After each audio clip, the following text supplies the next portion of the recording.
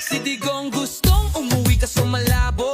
Gusto nyo siyang malaya, sige petition go. Pero ay sisi, may kondisyon na malinaw. Kailangan ng gobyerno, hindi bara-bara tiyong baw. Si BBM ngayon ang may kapangyarihan. Kung papayagan ba o tuluyang tanggihan. Eh kayo naman, puro mura, puro angas. Walang respeto, puro lang dahas. Kung tunay kayong gusto siyang palayain, daan sa proseso, wag puro angkin. Hindi sa ingay kundi sa tamang galaw. Dahil batas ang labanan, hindi lang sigaw. Gobyerno ang may huling pasya sa usapan. Pero araw-araw binabastos nyo nang walang tigilan. Tapos magtatanong bakit ayaw kami tulungan. Di kayo nagpakabait, puro kayo kalokohan. Gusto nyong pabor pero puro reklamo. Wala namang respeto, angas lang ang plano. Kung talagang may gusto, dapat marunong rumespeto. Hindi puro sigaw, tapos siyak sa dulo. Tapos ng laban, wala nang atras.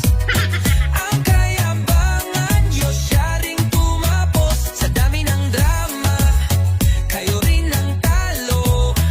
Ngayon idol nyo, nasa kulungan mismo.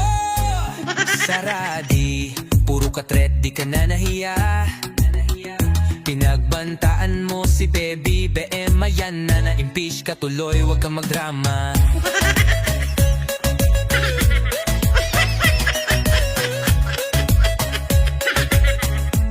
Mga DDS, sabi nyo, strong leader si Digong.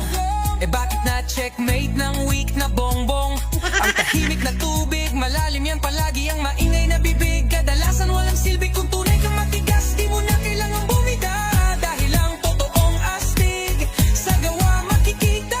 Si Inday Sara galit sa ICC, pero gusto nyo pa rin palayain si Daddy. Eh paano papabor kung puro kayo mura? Sa halip na tulong, lalo kayong nabaon mga tanga. BBM na yun, wala nang pake. Samantalang kayo sugod ng sugod, wala namang sense. Dapat noon pa inisip nyo to, para di ngayon kayo na ang talo. Si Tatay Digong ngayon tahimik, kasi wala nang ibang tactic. Si Sara Duterte, wala nang power. Lahat kayo parang naligaw sa danger. Ang lesson dito, wag masyadong mayabang. Baka balikan kayo ng sariling kasalanan. Matalino man daw na paglalamangan, kaya ngayon wala nang matakbuhan. Ang akala nyo noon kayo'y may suporta, pero ngayon wala na kayong pag-asa. Sa dami ng galit, kayo rin ang sumablay. Ngayon sumisigaw pero wala nang saysay. Akala nyo dati kayo'y matibay, ngayon nagkawatak-watak parang nasa buga ng bahay. Ang ingay nyo dati parang sigaw sa lansangan, pero ngayon wala na kayong laban.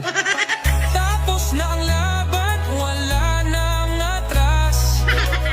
Ang idol nyo ngayo'y biglang lagas. Sa dami ng sigaw, wala nang epekto.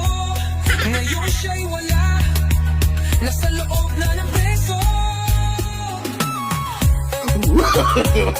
No, no, no, no.